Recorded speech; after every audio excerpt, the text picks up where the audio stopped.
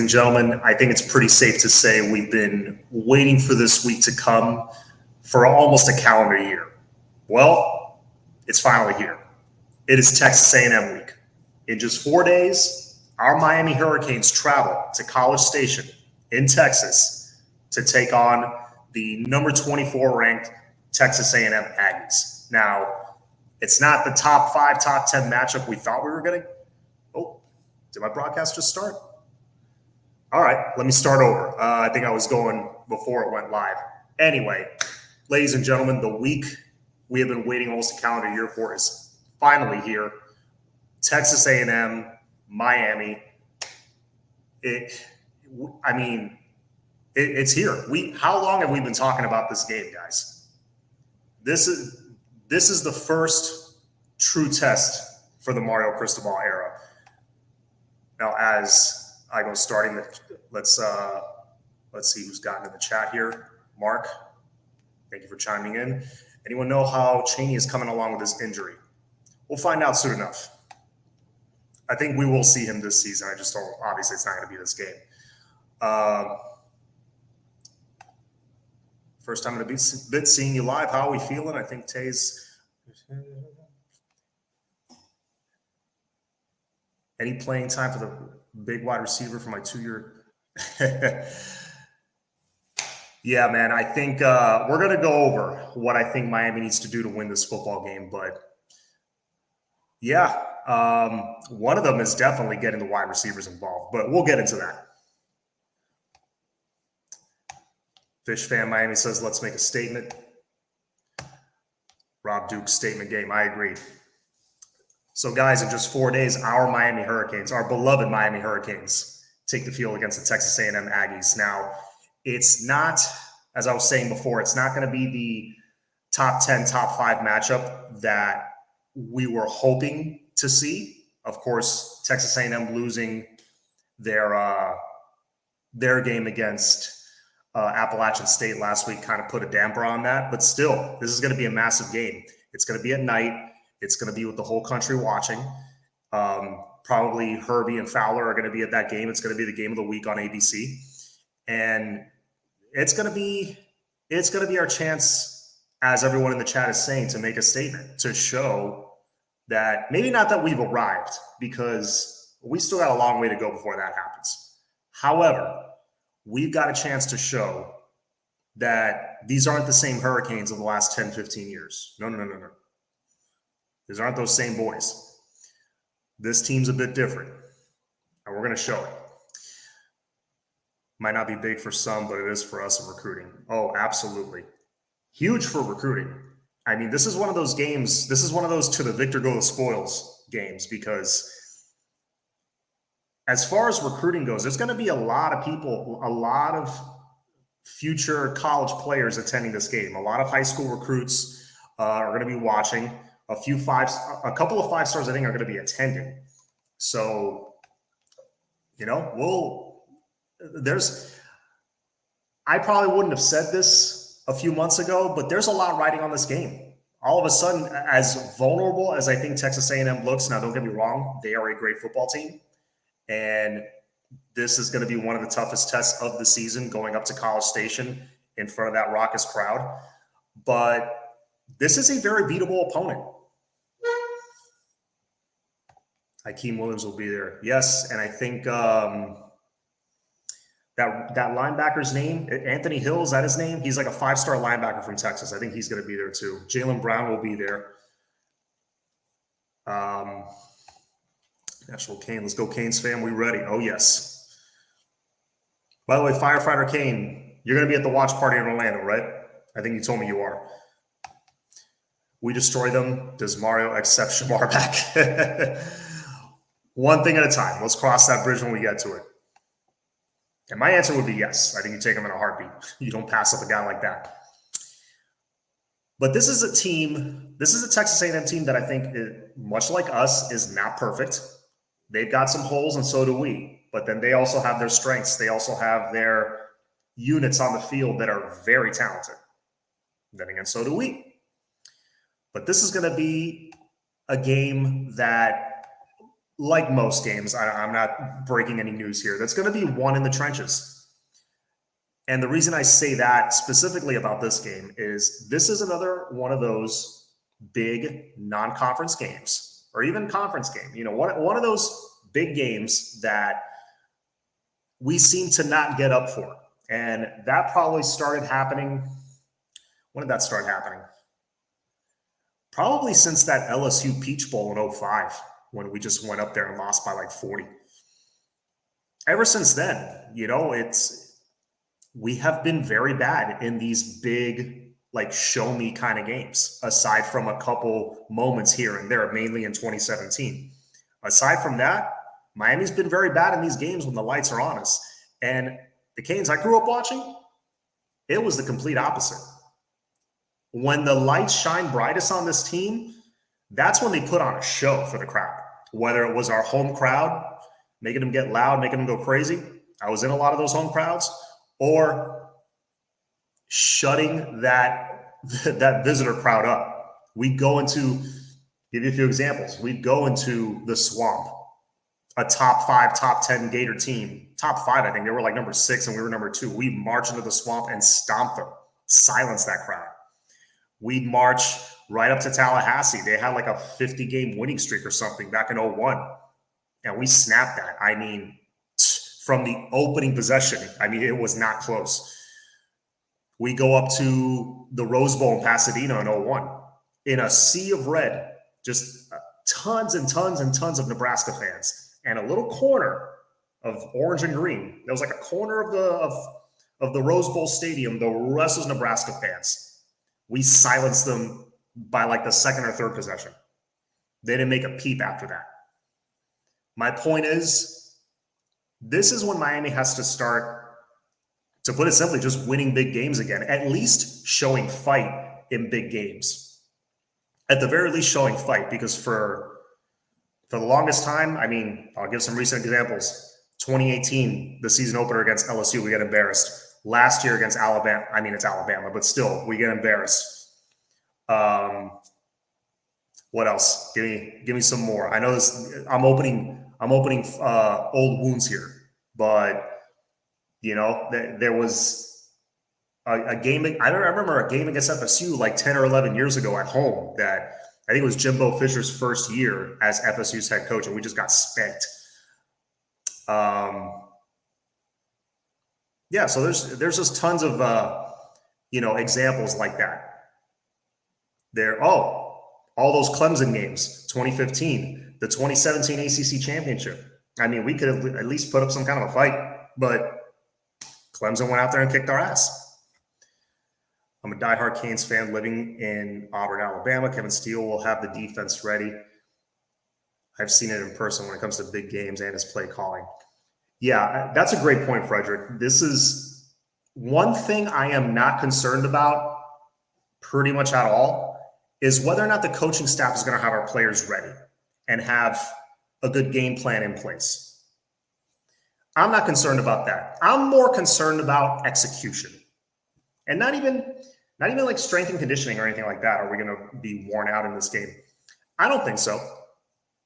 I just worry about execution, because there are going to be like 3, 4, 5 plays, 5 moments in the first half of this game that are going to flip it either way. Are we going to catch that pass, for a touchdown? Are we going to, make that sack in the backfield, or is the tackle going to be missed? Are we going to break that big running play, or is our lineman going to hold on a little too long and get called for holding? Are we going to get an interception and run it back for a touchdown, or is it going to get called back because somebody was lined up offsides? We need to eliminate those mistakes where we just shoot ourselves in the foot. We do that, we clean things up, I think we're going to be okay. Now, we do that plus TBD is TBD, and he plays like the quarterback I know he is. We're going to be more than okay. I think we're going to flat out win this game. Oh, Notre Dame and Chicago. I think that was one of the ones I was trying to think of. Notre Dame and Chicago. That was a butt whooping. And you know what? That's a good example of what I was just talking about. First play of the game, you all remember what happened. Stephen Morris, I'm pretty sure it was a play action pass. Fake, drops back, chucks one deep. I remember I'm at my buddy's house watching the game. Philip Dorsett beats his man by like 2-3 steps. You see the ball's thrown perfectly. It's about to be right in his breadbasket. Drops it. Would have jumped out to a 7-0 lead, first play of the game. And that was the Notre Dame team in 2012 that went to the national championship. So that was a hell of a team we were playing. You jump out to a quick 7-0 lead, that game might have been a little different. Later in that game, I think Dorsett dropped another one in the end zone. Later after that, I want to say Highsmith Jr. dropped an interception or something. I mean, it was just mistake after mistake. And what happened? The game got away from us. So those are the moments early in the game that we have to take advantage of. Is somebody going to be wide open? If someone's wide open over the middle of the field, and they will, we have athletes. If that ball hits you in the hands, you better catch it. You better start running for that end zone. I don't want to hear Sunday morning after the game, oh, man, if Keyshawn had just caught that ball for that first down, man, if Mallory had just caught that ball in the end zone and we go up by 10 or 14, man, it would have been a different game. No more of that.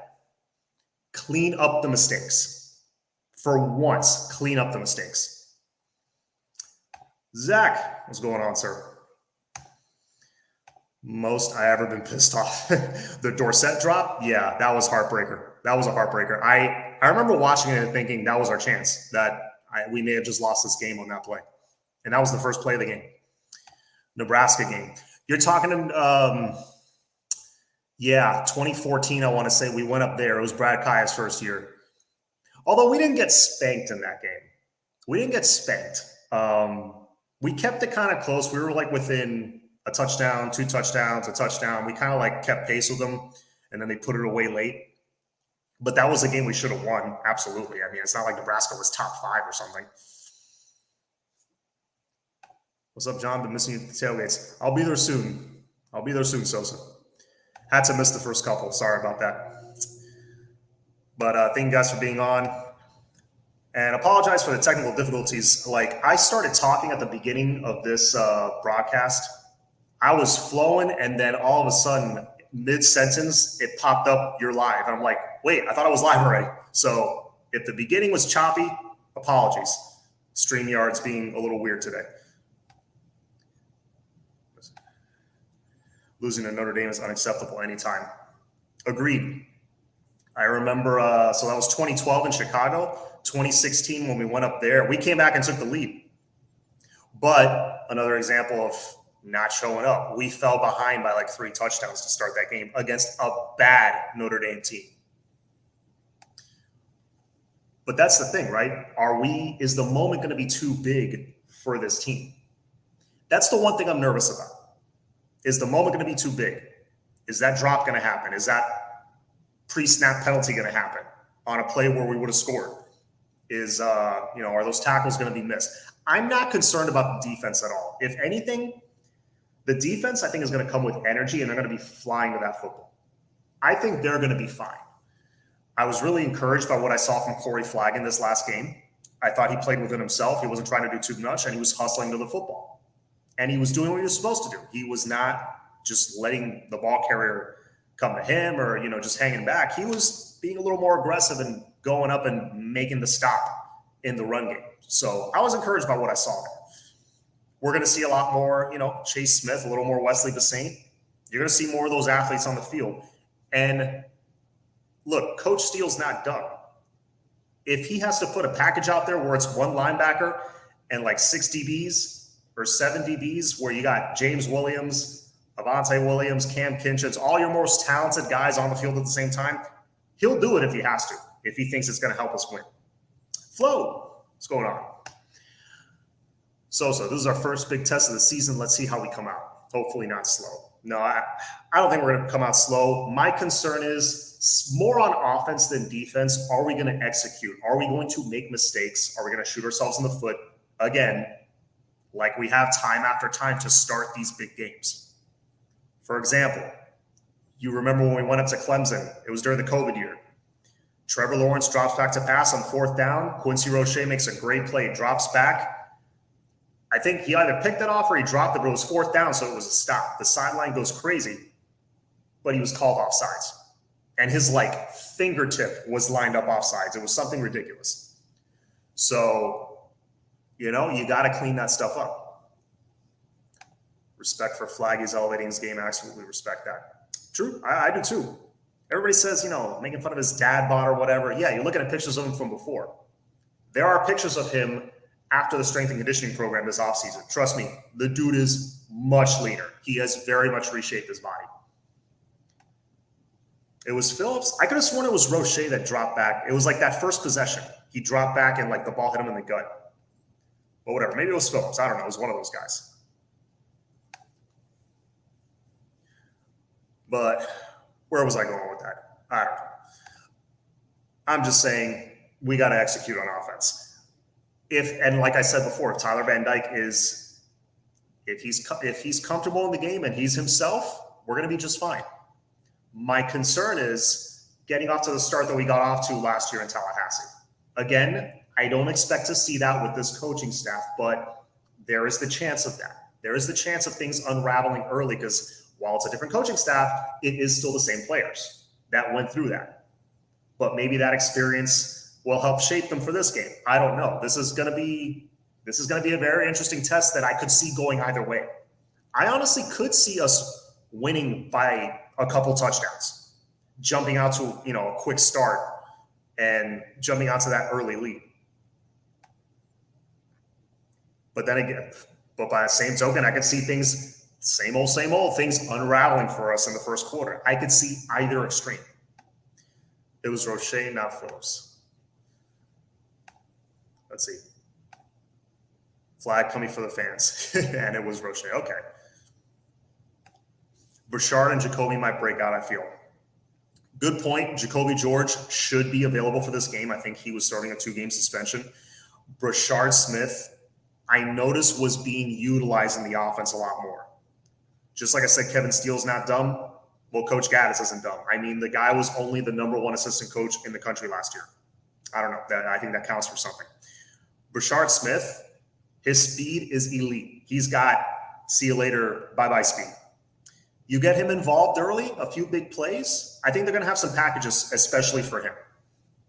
You know, then this offense can get cooking. You get that going like with jet sweeps and reverses and things like that, maybe some short dump offs, then TVD can get confident. Then A&M's defense is not sending 9 guys after TVD with their ears pinned back to try to get them to the ground. Because if there's any weakness that this O-line still has a few holes that they're working to fill, but if they're just coming at them and bringing the pressure, yeah, it's going to get to TVD eventually because they're going to start getting them to the ground. I mean, you saw a little bit of it in the last game. We need to get the ball in the hands of the playmakers quick, so that defense has to lay off a little bit. That's going to be key, and why obviously catching the ball is going to be key. Jimbo is like Manny on roids as far as coaching. See, I disagree. I have a ton of respect for Jimbo Fisher. I think the dude is one of the best offensive minds in the game. All right. He could, you know, right now could be maybe the best, or if not one of the top 2 or 3 offensive coordinators in the game right now. And he's a hell of a head coach, honestly. He's a very, very good head coach. Now, he was helped by some generationally great players. Jameis Winston, Dalvin Cook. You know, he hasn't had that kind of guy under center in Texas A&M. We did that comparison before with him and Kevin Sumlin, that they have like the same record at this point. Yeah, but Kevin Sumlin had 2 years of Johnny Football and Mike Evans to throw the ball to. Mike Evans right now is, you know, probably one of the top 5 receivers in the league all these years later. So, yeah, Kevin Sumlin won a lot of football games. It's the reason they're in the SEC right now. So, Jimbo hasn't had his Jameis Winston in Texas A&M. Doesn't mean he's a bad coach. Now, I do think this team is flawed, for sure. I think there are things we can attack. Most importantly, we need to be able to run the football. I'll say this for sure. If we cannot run the football, at least with some effectiveness, at least enough to give Tyler Van Dyke in that passing game some openings. At least do that. If they can't at least do that, we're not winning this game. We're not winning this game. We need to be able to run the ball. How many sacks will we have? I think Steele going to turn it up. I'm going to say 3. I think we got 3 sacks, and I think we got a few hurries. Maybe we force an interception at some point or knock the ball loose or something. I think that pressure causes at least 1 turnover. But both teams, I don't know how much Miami's going to dial it up offensively as far as digging into the playbook. I think they will do it some, but if we're able to run the ball with some effectiveness, I don't think Gaddis is going to push it too much past that. If we can run the football, keep running the football. Kind of like what he did, I mean, he had some funky packages and some exotic stuff, but down the stretch in that Ohio State game, Michigan just rammed it down their throats with a lot of success because by then they were worn down. Jumbo Kink. Coach, don't sleep on Texas. Are you a Texas fan, King Kyle? Yeah, Texas looked looked the best I've seen in years again in that Alabama game. He had Ramsey on D also. Good point. Nashville came. Good point. So, man, 3 generational talents on that team. Jalen Ramsey, Jameis Winston, and Dalvin Cook on the same team. Like, 1 All-Pro, maybe the best corner in the NFL today. Jameis Winston, starting quarterback for the Saints. 9 years later, still in the league, still an effective quarterback, we'll call him. And Dalvin Cook, who, if he could stay healthy, would be one of the best backs in football right now. Our short pass game is our running game. I don't know about that. I think we have a legit running game now. I'm not saying it's elite, but we have a team that doesn't have to do, gimmicky stuff to be able to run the football. We can line it up, our line against your line, knock some dudes on their asses, and actually get 5 yards a carry, 6 yards a carry. Let's see if we can do it against an SEC team on the road. Canes have special team advantage. Al, I'm glad you brought that up. I am glad you brought that up. Oh, Nick O'Leary at tight end, Derwin James, yeah. But he recruited those guys, though. You got to give him credit. He recruited those guys. So what was I saying? Oh, special teams. I'm going to keep doing it every week. I got to continue to give props to this special teams unit because they have been absolutely fantastic in these first 2 games. Granted, the competition, not great. Not even close to great. But they have done nothing but execute perfectly on special teams. And when I say special teams, I mean everything. I mean kickoffs. Pretty much everything has been a touchback, and the few times it hasn't, we've tackled the returner pretty much immediately. Punting, I mean, we haven't had to punt much at all. And the times we have, I mean, Lou Headley may have forgotten how to punt. Why did he shank one? Did I miss that? Whatever. I don't know. I'm not worried about Lou Headley. But yeah, Lou Headley hasn't been used much, which is not always a bad thing. The return game's been fantastic. But if you notice, it's because of the blocking. They are playing as a team. When we spoke with Cam Kinchins and Caleb Johnson the other night, they told us that special teams is treated as important as offense and defense, as it should be. Okay, I figured that's what you meant, that he just hasn't needed to punt. Okay. Yeah, again, not necessarily a bad thing. But yeah, the players are telling us that it is looked at as important as offense and defense, as it should be, because the great Miami Hurricanes teams of the past, they would break your back on special teams. If it was a close game, oh, there goes Hester to the house. Oh, there, Roscoe Parrish, Santana, end around, boom, to the house, break the game wide open. Or if you're down in a game, it could bring you right back, and it could give you all the momentum. Blocking a punt, even. Look, they blocked the field goal in the first game. I can't remember the last time we blocked the field goal. So far, Andy Borregales, bravo. Perfect on extra points. And I believe he's perfect on field goals, if I'm not mistaken. because I don't think he had to kick a field goal in the first game. And in the second game, I think he was 3 for 3, if I'm not mistaken. And those were important field goals towards the end of the game to kind of pad the lead a little bit and put it on ice. He did a great job. Andy Borregales, he does not look like a little kid anymore. Last year, he was a freshman, little green, little wet behind the ears. You saw his talent. You saw his kicking ability, but sometimes the moment was a little big. This year, he looks different. He has a different demeanor. He's added a lot more power to his kicks. That's for damn sure. So I'm very much looking forward to seeing how well the special teams unit, seeing that special teams unit throughout the season, to see how many returns for touchdowns we get, to see if we got any more blocks, because they've put in the work. You could see it. It's already showing. Norman, thank you so much for the donation. Really appreciate the generosity. Appreciate the support. Please hit that like button, hit the subscribe button. Norman with the $10 dono, no question or anything, just supporting. I appreciate it, man. Did you see Rooster back there on punt return? Do you see Rooster back there on punt return?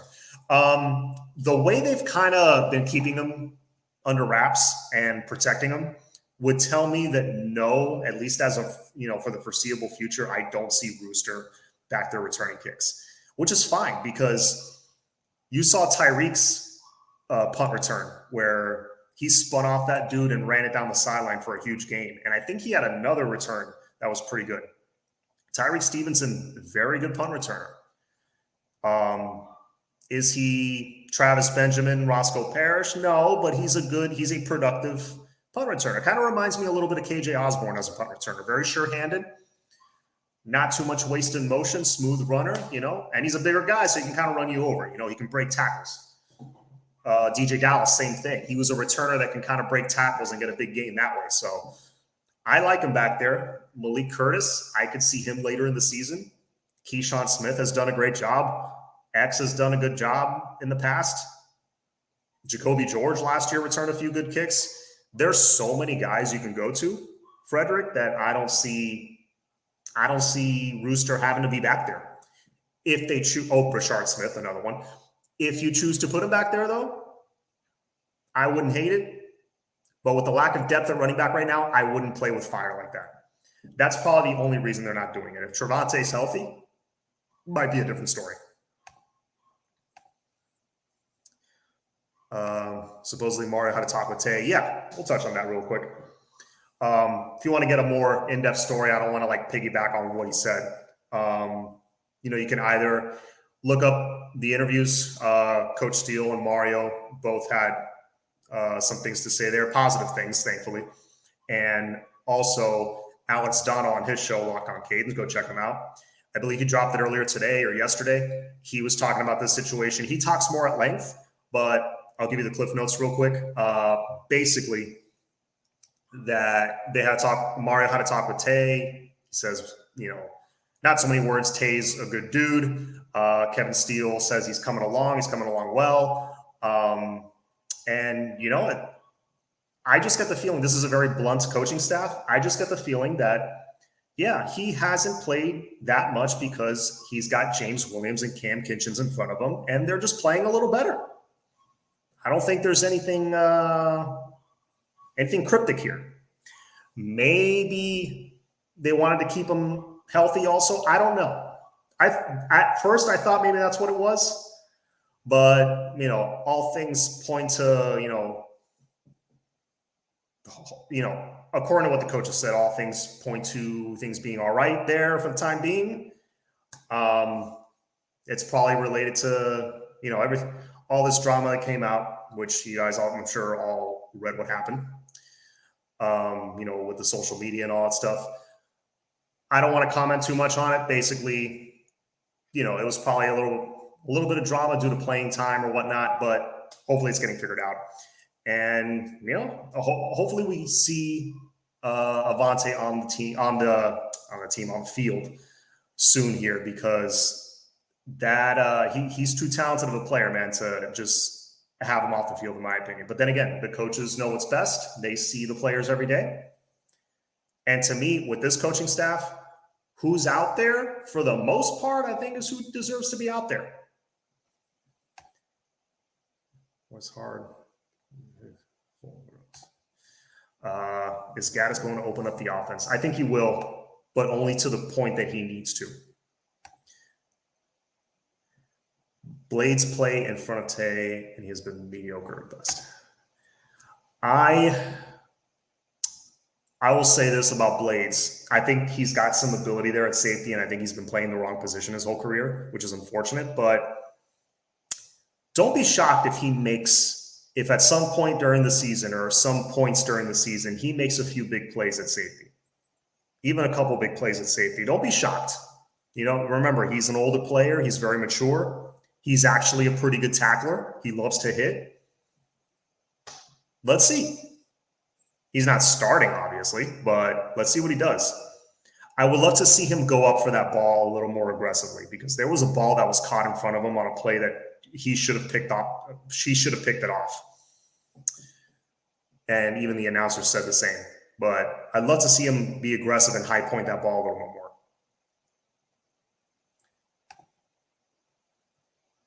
We haven't played a night game, which they would have gone to Drive Pink Stadium and practice under the lights with piped in crowd noise to simulate game day.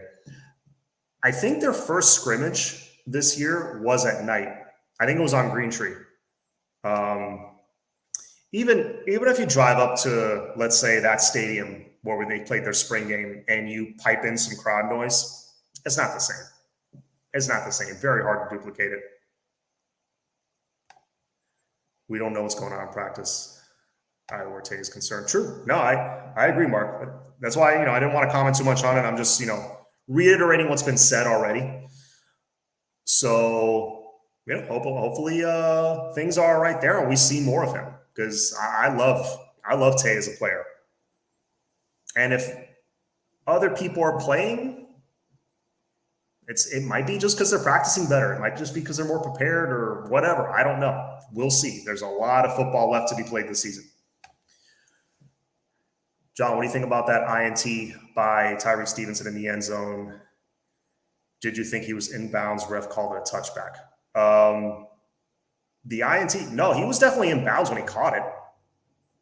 I don't know what they called it a touchback. I think because he gave himself up, like he caught it and then he stopped there to kind of show the ref that he caught the ball. Little bit more, he should have had a little bit more awareness and just taken off running, because sometimes that's enough to convince the referees to make that initial call. Because if he did, he might have scored. He might have had a touchdown and would have been a bigger blowout. But either way, I think that's why they called it a touchback. He kind of gave himself up, and because player safety and all that stuff, they're quick to call that nowadays. So yeah. All right, so 84 in the chat. Thank you, guys. Please hit that like button. How bad was Citizens' injury? I don't know. I don't like to comment on injuries.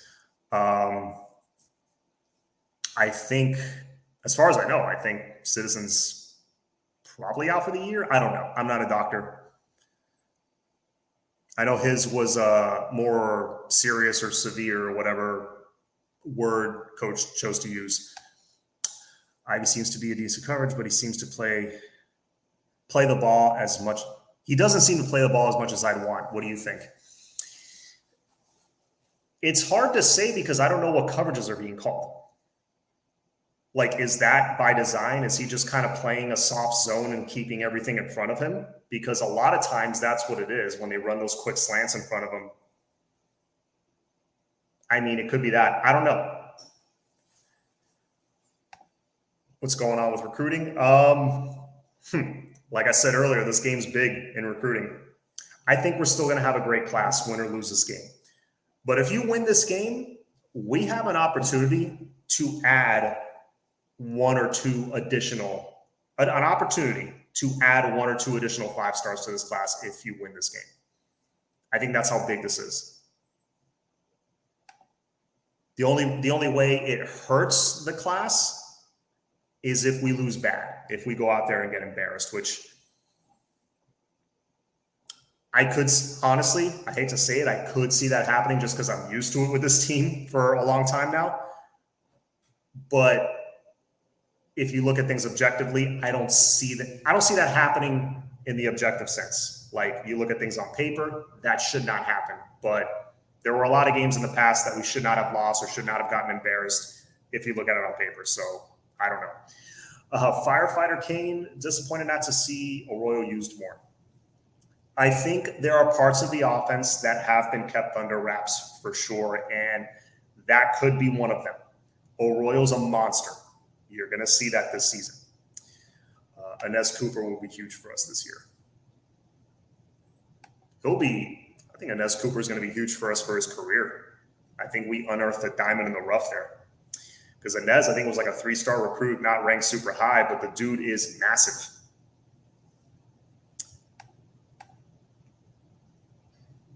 We could win. We could win by a field goal also. Absolutely could. I think if we win this game, we get a couple commits the next day. Maybe not they announce the next day, but I think we might land a silent or something. The night that we beat Virginia Tech in 2017 when we unveiled the Miami Knights jerseys, I believe at that game, it was either that game or the Notre Dame game the following week, that Jaron Williams, who at the time, very talented, highly regarded 4-star quarterback, was committed to Kentucky. And I think he took Kentucky off his Twitter or something like that night. And I think by the following week, he was a Cane commit. So these big games could have that kind of swing or have that kind of pull with big-time recruits. We win Saturday, sky's the limit. One thing about Gaddis is the use of an H-back to help with the running game. Yeah, I did notice that. I noticed Arroyo used a lot in blocking, like kind of as an H-back, fullback kind of thing. Army Kane. I think Gaddis is going to torch TAMU's defense. May the heavens hear you, sir. May the football gods smile upon us for once. All right, guys, I'll be on a few more minutes. Let's see if you guys have a couple good questions, and I'll try to answer them as best I can. John, who's going to be key for us in the offense and defense? I mean, the obvious one on offense is Tyler Van Dyke. He's got to be himself. He's got to be. He cannot try to force the ball in there the way he did on Saturday, because a few times he did. There was one time, it was a free play, but it got picked off. There was another time where he was staring down a safety. That one got picked off, the one on 4th down. Can't let that happen. There was one early in the game where I think it was the first quarter, he had a check down wide open for easily a 5-6 yard gain, maybe more. But he wants to go for the exciting play. Will Mallory was running kind of a skinny post. He threw that ball on a line. If he put just a little touch on it, like I'm talking like an ounce more touch, maybe Mallory has a chance to run under it, but he threw it a little too hard, overthrew him, and there was a safety there. Safety could have made like a diving catch or something, and that's another interception. That's another turnover. We cannot turn the ball over if we want a chance to win this game. So key for me, Tyler Van Dyke, but besides the obvious pick, the quarterback, I'm going to say Rooster, Jalen Knighton. I'm going to say Jalen Knighton because I think they're kind of saving him for this game. If he can, churn out those 20, 30-yard runs, not every play, obviously, but, every once in a while, break their defense for a big gain, and then you put Thad Franklin back in there, get those 4 or 5 tough yards every play. Henry Parrish, same thing. Because it's going to be a game of body blows. It's probably going to be low scoring going into the half. Don't be surprised if it's 10-9 going into the half. All right? But the more physical team, it's going to pay off for them in the second half because they're going to wear down the other team. That's why I'm saying running the football is so important.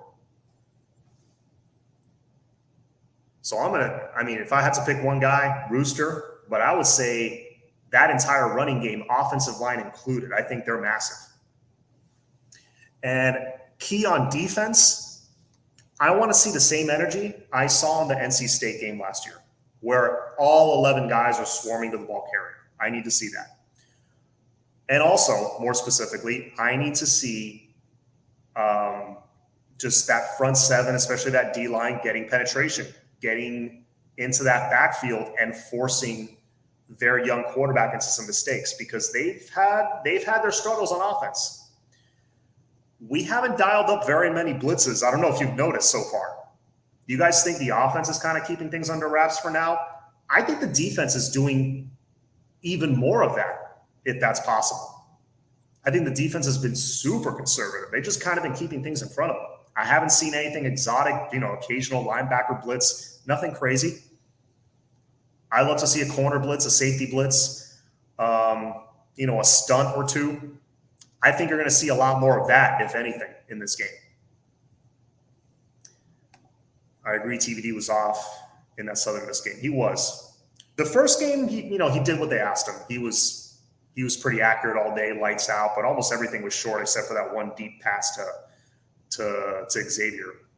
But pretty much, first game, it was kind of like a warm-up for TVD. Last game, I think he was pressing, trying to do a little too much.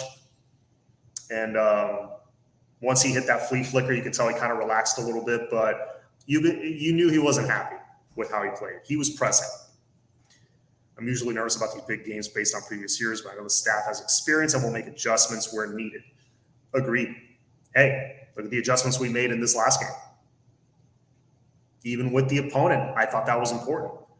I mean, look how many teams have been upset already in this season by teams that should not have been on the field with them. Let's be honest. So you think our CVs will play more to combat the wide receiver speed or bigger guys to stop them at the line? I think you're going to see the star position a lot. I think you might see in some on some plays even a 6 DB. It depends if we get these guys on 3rd and long. This is going to be the type of defense that we can send some NASCAR packages in there, that if we get them 3rd and 5, 3rd and 6 or more, our defense is going to cause some havoc and force you into some bad mistakes. We could be in trouble if it's a lot of 3rd and short, though. I don't see us stopping those short yardage runs. We need to make big plays, more of what Leonard Taylor showed in this last game. Liechtenstein, that was a great play. I thought that was a big spark for the defense. That was kind of the first big play the team had made all day, that Liechtenstein sack.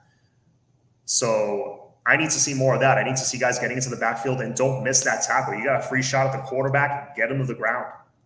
At least knock the ball loose, force an incompletion. Get the quarterback to the ground, and the more that happens, I think we're going to force more 3rd and longs. Then you get that speed on the field, and it's going to be a problem for A&M.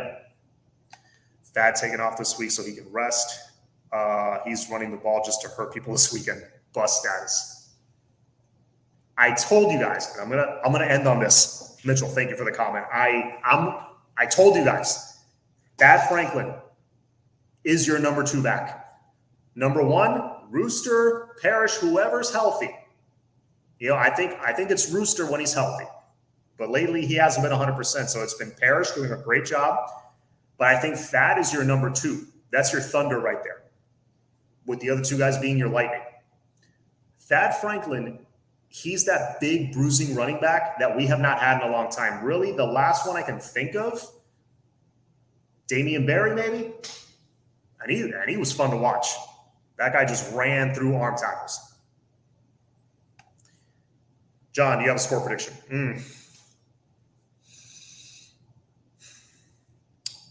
I wasn't going to do this, but I'll give you a score prediction. What would one of these shows be if there wasn't a score prediction? I'm going to say Miami takes this one 27-26. I think it comes down to a final drive field goal, and either they miss it or we make it. I think this game is going to come down to a wire. Unleash LT56. He's got to unleash himself. He's got to show it every play. If we have a running game, we win going away. I also believe that too. I don't think our running game is where Cristobal wants it to be. It's, you still got to get those guys like the Maui Goas and guys like that in here, and players that play that style and really build that culture. To just march into anybody's house and just ram the ball down their throats. Could we do it Saturday though? Possibly. Trenches. Donnell Bennett. Damn. Well, you're going back to like 92. I mean, like more recently, like Damian Barry, 09, 2010. He was a big bruiser. Baby J, Javaris James. He wasn't bad. He was more of a power back. Remember that Oklahoma game in 09? He ran hard. He was running through a lot of arm tackles. I mean, guys like that. But over the last 20 years, I mean, really, since McGahee, there haven't been, there's been those couple guys I just mentioned, and that's it. It's been mostly speed guys. Miami 33-17. Damn, you're predicting a blowout. Okay. Just play sound and disciplined football. Well said. If we play sound and disciplined football, we will win this game. I agree. Mike James, not so much. He was more of a balanced kind of guy. I wouldn't consider him a bruiser. Gore, he was more of a speed guy. Big body, speed guy. Gus the Bus, Gus Edwards. Man, I wish he didn't transfer. I wish he didn't end up transferring because, I mean, look, I think he's still in the NFL. What does a win do in recruiting for us? It does a lot. It does a lot. I'll leave it at that. Guys, that'll be it for me. This will be the last time you see me before the A&M game. So let's show our support, no matter where you are in the country, whether it's through social media or whether it's, on these chats, on these live streams, or it's at Texas A&M in College Station. I personally know some people that are going to the game, or it's at our watch party in Orlando. If you want more information, reach out to Flo. But wherever you are, show your support, show your love for this team. No matter what happens, show that you're behind them. Show that the city is behind them, and show that this CANES family is behind them. As always, guys, it's all about the U. Go Canes. See you all after the game.